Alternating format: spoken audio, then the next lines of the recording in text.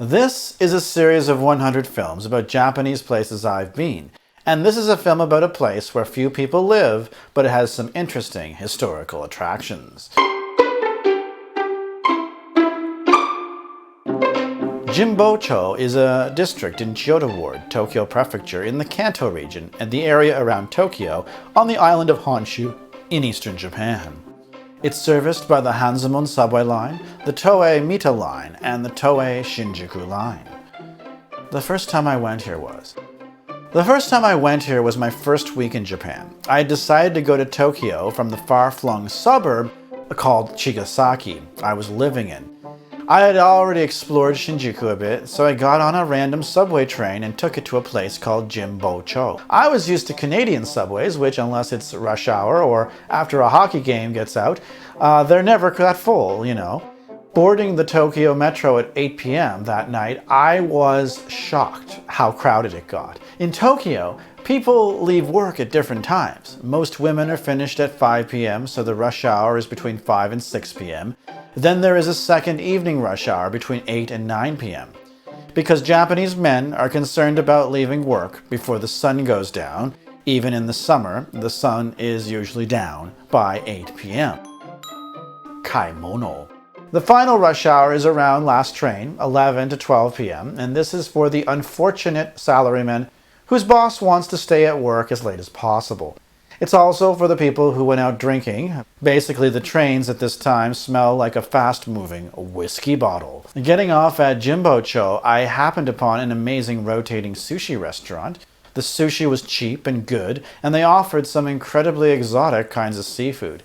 And what I didn't know was that the fish in Japan are completely different from those in Canada. Most importantly, because you just grab plates off a conveyor belt, I didn't have to communicate with the staff to order.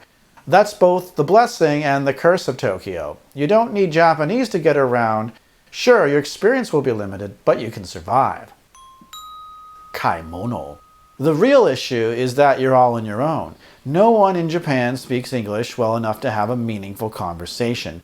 And although there are a few people who can, they won't talk to you in English because people in the Tokyo area are afraid of strangers. It meant I spent a lot of time on my own, not being able to talk to anyone.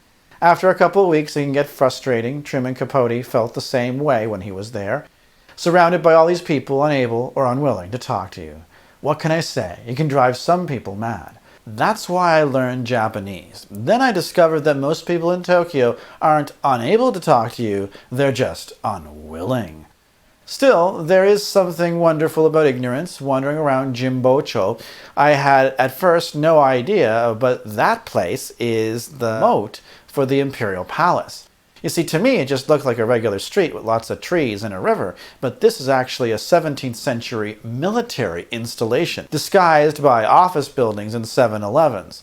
Several stations of the Hanzomon Metro Line and the Chuo Line follow the old moats to the imperial palace, and a lot of it was covered up after the war, and pretty much no one lives here.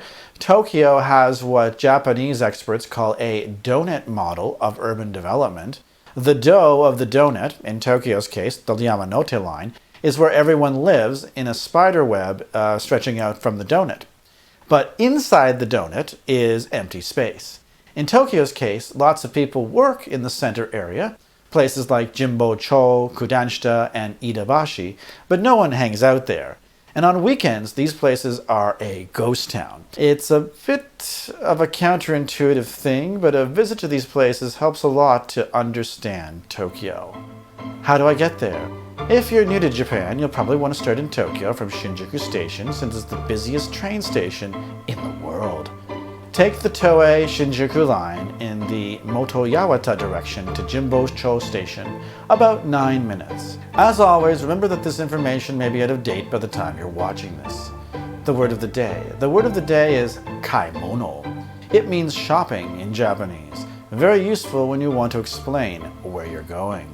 So if you want to remember this word, feel free to watch this video 10 more times and repeat along with me. Or at least that's what I do. Next time. So that's it until next time when we visit the land of the sumo wrestlers. So until then, sayonara.